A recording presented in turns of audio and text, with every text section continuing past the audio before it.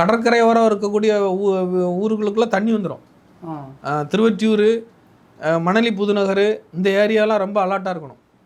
இந்த ஏரியாலாம் ரொம்ப அடித்து தூக்கிறோம். அதே மாதிரி அங்கே கிழக்க வந்து நம்ம ஈசிஆர் பக்கம் இருக்க பாருங்கள், கடற்கரையோரம் இருக்கக்கூடிய எல்லா ஊருமே கன்னியாகுமரி உட்பட கொஞ்சம் பிரச்சனை தான் அந்த தடவை.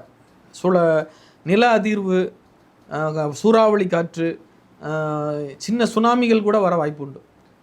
இப்போ மக்களுக்கு இந்த 2026 நிம்மதியே இருக்காது, பயமாக இருக்கும், அழுத்தத்திலே தான் இருப்பாங்க.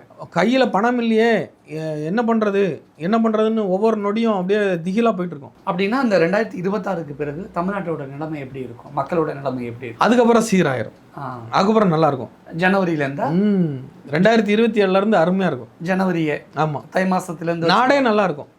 அப்படியா? ஆமாம், ஒரு மாற்றம் கிடைக்கும், ஒரு மாற்றத்தை உணர்வாங்க 2027. சூப்பராக இருக்கும். அரசாங்கத்துக்கு வலிமை கிடைக்கும். ஏன்னா குரு வந்து சிம்மத்துக்கு போயிடுவார். அதுக்கப்புறம் தான் அரசாங்கத்துக்கு வலிமை கிடைக்கும். அது வரைக்குமே நீங்கள் வேணால் பார்த்துக்குங்க, 2027-28 குழந்தை பிறப்பு அதிகமாகும். காரணம் குரு வந்து சிம்மத்தில் போய் உட்காருவார் 5வது வீட்டில்.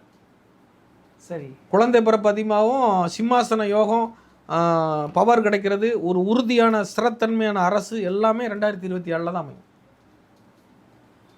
அது வரைக்கும் அல்லாலங்கடி தான்.